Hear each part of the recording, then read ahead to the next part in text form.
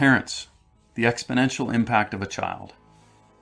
Don't worry that children never listen to you. Worry that they are always watching you.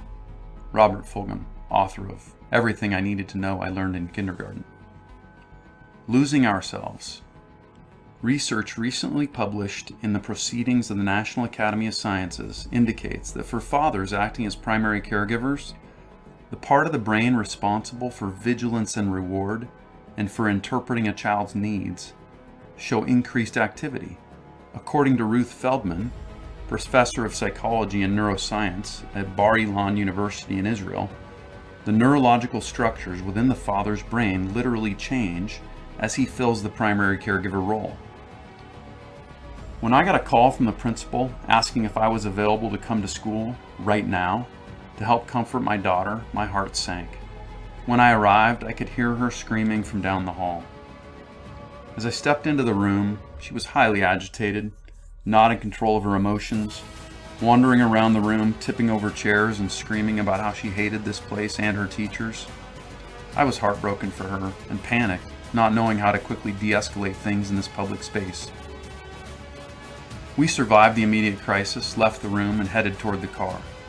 As soon as the door shut, I could no longer hold back the tears.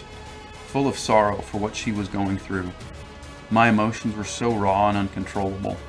According to the research, it was because my brain chemistry was literally changing.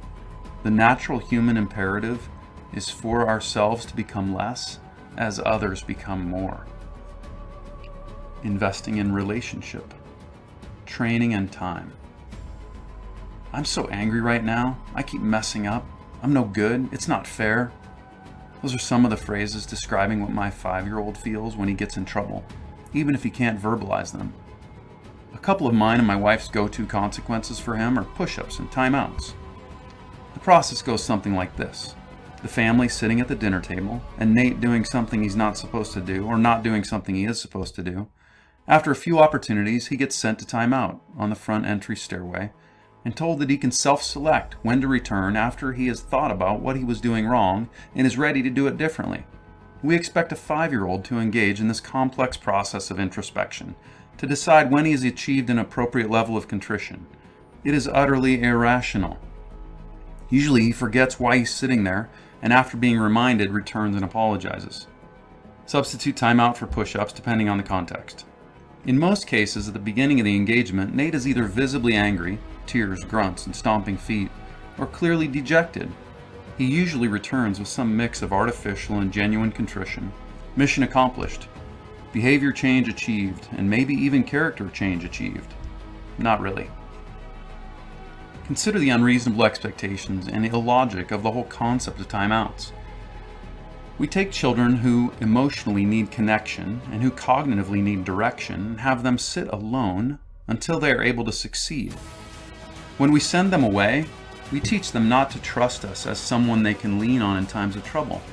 We effectively teach them to disassociate, and we wonder why, when they are 14, we no longer have a relationship with them. With a time in, we still create structure and accountability and ask the child to consider what it was he did wrong, but we never break the cognitive and emotional connection to the child.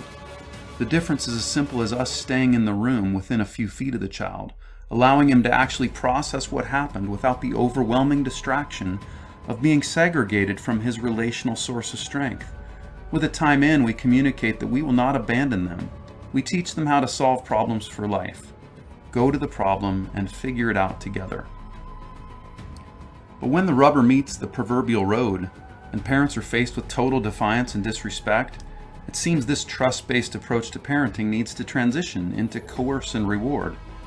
Karen Purvis, author of The Connected Child, disagrees, arguing that when faced with that defiant child, we need to look first for opportunities to playfully redirect, and if that doesn't work, for opportunities to compromise. But why reward that child's bad behavior with compromise?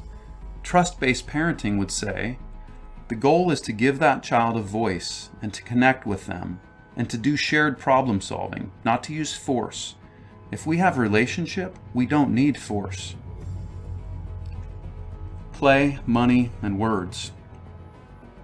Dr. Stuart Brown, founder of the National Institute for Play, makes a compelling case that play signals are actually the basis of human trust. It is out of these trust-based relationships with our children, with our colleagues, and even our oppressors that we are able to change character. True confessions, my wife and I seldom think strategically about how our kids' activities will launch them on a life trajectory of valuing others. If anything, we are thinking almost entirely about what will be in our children's best interests and implicitly encouraging them to do the same. Beyond quality and quantity of time, play, and purpose, our words may matter most of all.